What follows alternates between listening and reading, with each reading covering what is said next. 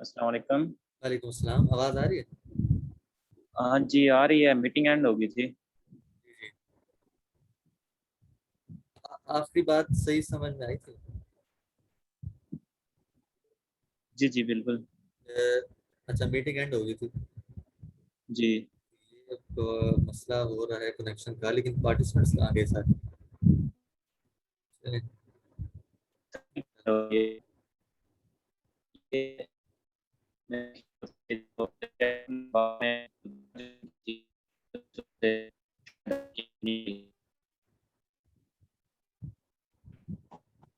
جی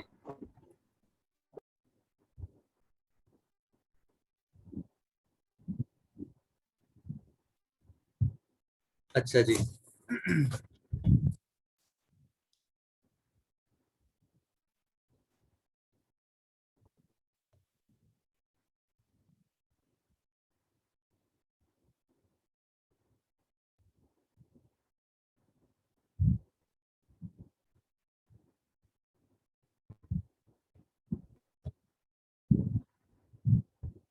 جی، تو اب ہماری نظر کی سلامتی اسی میں ہے کہ ہم نیچے دیکھا کریں زیادہ سے زیادہ۔ اب یہاں تک تو وہ باتیں ہوگی جن چیزوں سے ہم نے بچنا ہے۔ اب آگے ہم یہ بات کرتے ہیں کہ ہم نے کرنا کیا ہے پھر اپنے وقت جو ہمارا بچے گا فضول کاموں سے، اس کو ہم نے کہاں پہ لگانا ہے۔ تو اب کرنے کے کام تو بہت سارے ہیں، لیکن دو کام میں آپ کو ایسے بتاتا ہوں جو انسان خاموشی کے اندر ہر وقت کر سکتا ہے آسانی کے ساتھ۔ ایک ہے استغفار، ٹھیک ہے، ایک ہے استغفار، استغفر اللہ، ٹھیک ہے؟ استغفر اللہ پڑھنا، اللہ سے اپنے گناہوں کی معافی مانگنا، یہ کام ہے پہلا۔ اور دوسرا ہے درود پاک، کوئی بھی درود شریف صلی اللہ علیہ وسلم، یہ بھی درود شریف ہے۔ اور جتنے بھی درود شریف نماز کے اندر درود شریف پڑھتے ہیں وہ بھی ہے۔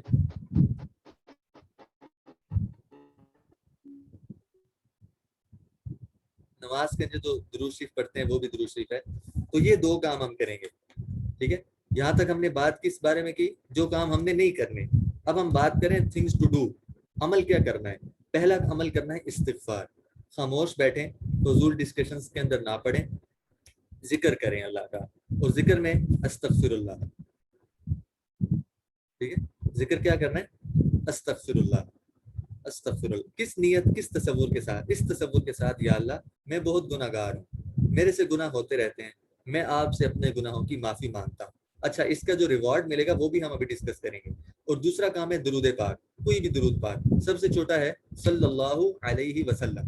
درود پاک کس تصور کے ساتھ پڑھنا ہے کہ یا اللہ نبی صلی اللہ علیہ وسلم کے ہماری اوپر بہت زیادہ احسانات ہیں، ہم ان کا بدلہ نہیں دے سکتے، ہم یہ تحفہ درود شریف کی شکل میں پیش کرتے ہیں، آپ اپنے فضل، اپنے مقام کے بدلے کے اعتبار سے نبی صلی اللہ علیہ وسلم کا بہترین بدلہ ہماری طرف سے عطا فرمائیں۔ یہ درود پاک پڑھتے ہوئے تصور کرنا ہے۔ خاموش رہیے اور خاموشی کے اندر ان دو چیزوں کو لازمی پکڑ لیجیے، استغفار کریں اور دوسرا کام درود شریف پڑھیں ہر وقت کثرت سے، بہت زیادہ۔ اور ان کا ریوارڈ دنیا اور آخرت میں جو ملے گا وہ بھی ڈسکس کرتے ہیں۔ لیکن توبہ اور استغفار کے فوائد یہ آپ کو اسکرین پہ نظر آ رہے ہیں، غالباً اس میں 4 ذکر ہیں۔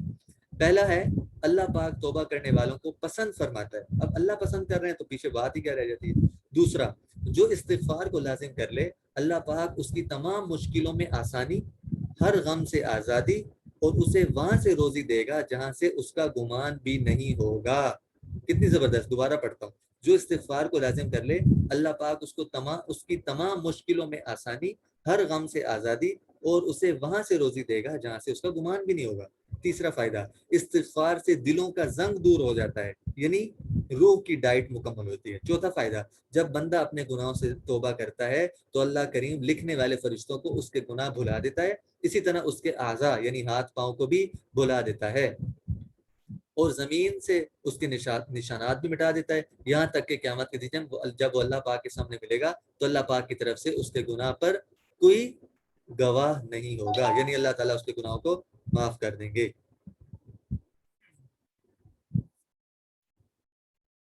تو یہ بات ہے، یہ استغفار کے فوائد۔ اچھا، اب اور درود شریف کے کیا فوائد ہیں؟ اللہ کے پیارے حبیب صلی اللہ علیہ وسلم نے درود سلام پڑھنے والے کو عزت، بخشش، وسعت رزق، گھر میں برکت، درجات کی بلندی، حاجت کا پورا ہونا، دعاؤں کا پورا ہونا، دعاؤں کا قبول ہونا، اور دیگر کئی فضائل اور برکات کی بشارتیں عطا فرمائیں۔ اب دیکھیں سارے مسائل تو یہی حل ہو گئے، عزت ملے گی، گناہ معاف ہوں گے، رزق کے اندر وسعت ہوگی، ہم کمائی کر رہے ہیں، کتنی محنتیں کرنی پڑتی ہیں کمانے کے لیے، وہ ساری ضروریات پوری، گھر میں برکت ہوگی، اور ہمارے درجات بلند ہوں گے، اور ہماری دعائیں اور ضروریات اور خواہشات جو جائز ہوں گی اللہ تعالیٰ ان کو قبول فرمائیں گے۔ اس کے علاوہ دیگر کئی ریوارڈز ہمیں اس درود شریف کی برکت سے ملیں گے انشاءاللہ۔ تو اس لیے ان باتوں کا اہتمام کرنا چاہیے۔ آخری واقعہ میں آپ کو سناتا ہوں۔ حضرت حسن بصری رحمۃ اللہ علیہ کے پاس ایک شخص آیا اور اس نے خشک سالی یعنی بارش نہ ہونے کی شکایت کی۔ آپ رحمۃ اللہ نے اسے استغفار کرنے کا حکم دیا کہ استغفر اللہ، استغفار، توبہ کرو اپنے گناہوں پر۔ دوسرا شخص آیا، اس نے تنگ دستی کی شکایت کی کہ ہمارے یہاں رزق کی تنگی ہے، رزق پورا نہیں ہوتا، برکت نہیں ہے اس کے اندر، اور بہت زیادہ کمانا پڑتا ہے، بہت محنت کرنی پڑتی ہے، اور پھر بھی تنگی رہتی ہے۔ تو حضرت حسن بصری رحمۃ اللہ اسے بھی یہی کہا کہ استغفار کیا کرو۔ پھر تیسرا شخص آیا، اس نے اولاد نہ ہونے کی شکایت کی، تو اس سے بھی یہی فرمایا۔ پھر چوتھا شخص آیا، اس نے اپنی زمین کی پیداوار کم ہونے کی شکایت کی، تو اس سے بھی یہی فرمایا۔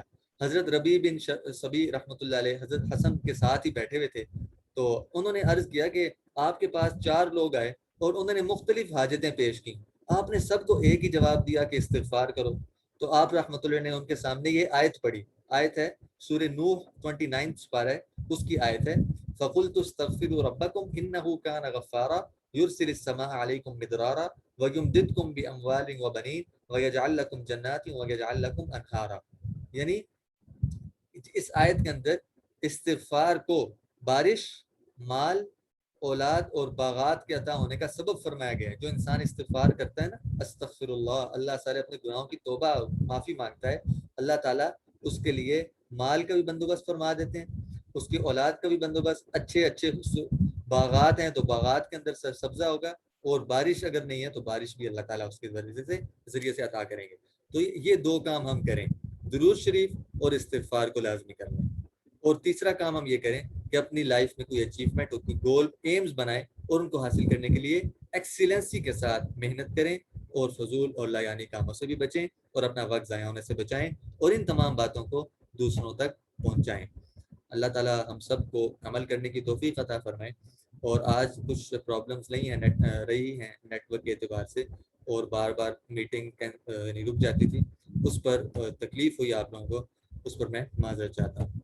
جزاکم اللہ خیرا، اللہ حافظ، السلام علیکم ورحمۃ اللہ۔